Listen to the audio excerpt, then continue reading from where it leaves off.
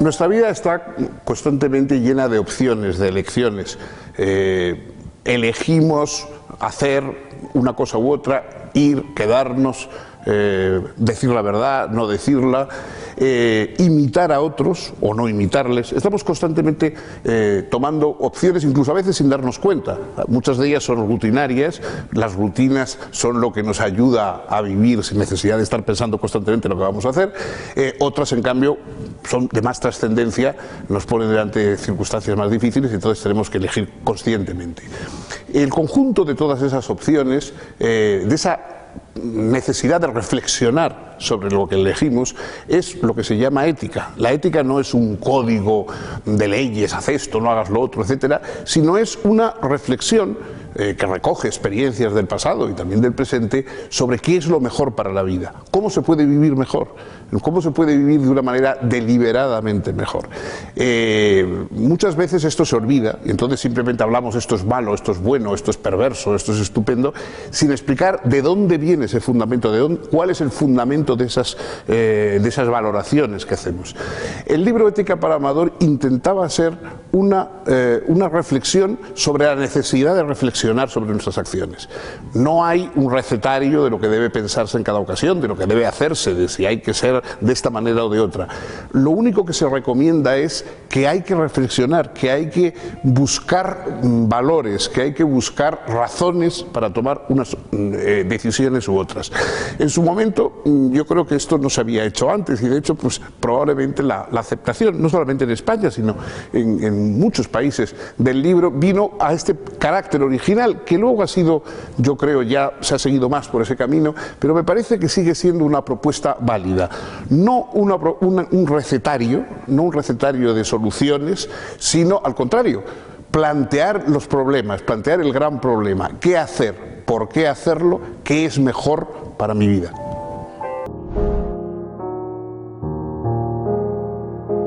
En una sociedad democrática todos tenemos, además de derechos y además de una serie de obligaciones, digamos, genéricas, también tenemos una responsabilidad, es decir, no nos puede dejar indiferente la vida de nuestros socios. La sociedad es eso, somos socios todos unos con otros.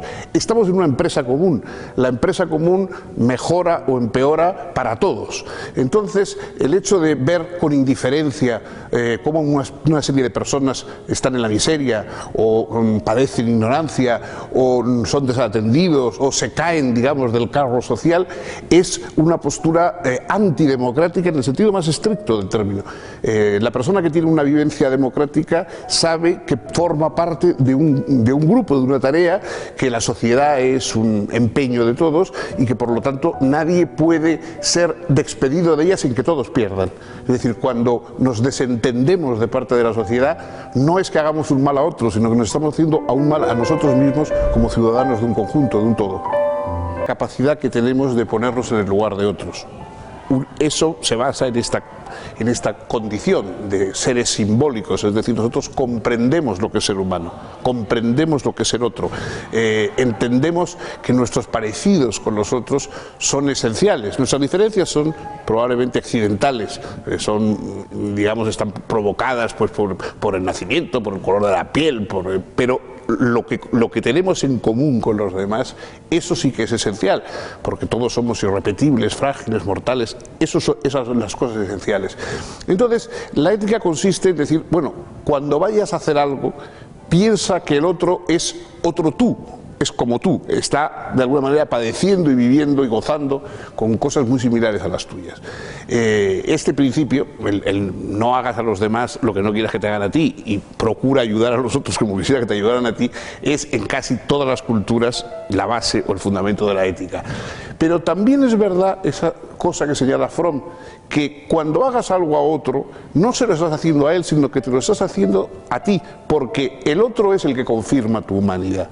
La humanidad no te la dan los objetos, no te la dan los electrodomésticos, no te la dan los aparatos. Todo eso no te va a hacer más humano. Rodeado de objetos, ningún objeto te reconoce como humano. Solo otro ser humano te puede dar humanidad, te puede reconocer como humano, te puede ver como tú quieres verte a ti mismo, es decir, como un ser humano.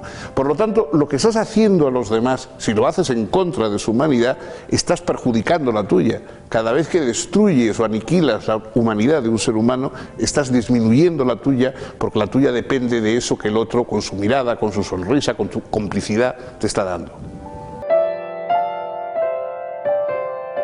Si no fuéramos libres, es decir, si no tuviéramos una determinada capacidad de elección, obviamente no estaríamos hablando de ética, ni pediríamos a nadie responsabilidades por sus acciones. Tener libertad no quiere decir, por supuesto, tener omnipotencia, que podamos hacer lo que queramos, que vivimos en un mundo sin necesidades y sin constricciones. Quiere decir que dentro de unas condiciones que no hemos elegido, dentro de esas condiciones podemos elegir. O sea, nos encontramos con un cuerpo, en una historia, en un país, con una lengua, en unas circunstancias que no hemos elegido. Pero dentro de esas circunstancias no elegidas hay muchas cosas que sí podemos elegir, hacer o no hacer, preferir o descartar. Eso es lo que da mérito o culpa, por decirlo así, a nuestras acciones. Es decir, no hablaríamos de que nadie es culpable si no hubiera podido optar por hacer o no hacer. Si yo tropiezo, me caigo por una ventana y caigo encima de una señora que va a estar en ese momento por la calle y la mato, evidentemente nadie me va a culpar porque ha sido un accidente, como se dice, es decir, algo que yo no tengo arte ni parte en ello. Pero en cambio, en otras muchas cosas sí. Entonces, en otras muchas cosas, de alguna forma, sé que yo soy el que ha hecho o ha provocado tal o cual cosa. Si el efecto es negativo, a veces todos tratamos de echar la culpa a la sociedad, al mundo, etcétera, mientras que los méritos nos los intentamos apropiar. Pero también ser libre es ser reflexivo, o sea, ser de alguna manera responsable, responder. Cuando alguien pregunta quién ha sido, responder yo, ¿no? Yo creo que no se puede calificar definitivamente de una manera esencialista a alguien como bueno o malo. Se puede decir que hay actos, cosas buenas o malas, y todos nosotros muchas veces sabemos lo que es bueno o sabemos lo que es malo y sin embargo preferimos lo contrario. Hay un verso famoso en las Metamorfosis de Ovidio que dice: video meliora provoque, deteriora sequor. Veo lo que es mejor y lo apruebo, me parece bien, pero hago lo peor. Todos sabemos que eso es así, bueno, pues porque no solamente vivimos en la eternidad, vivimos en el tiempo. Muchas veces lo que es bueno está lejos, es difícil, está muy aplazado, y en cambio lo malo está próximo, es agradable. Sabemos que antes o después quizá paguemos las consecuencias de esa opción, pero nos dejamos llevar por lo más fácil, por lo más gratificante, etcétera. Pero eso no quiere decir que seamos buenos o malos de una sola pieza. Yo creo que todos somos un conjunto de opciones buenas, malas, regulares. Lo importante es que cuanto más buenos seamos, seremos más buenos para nosotros.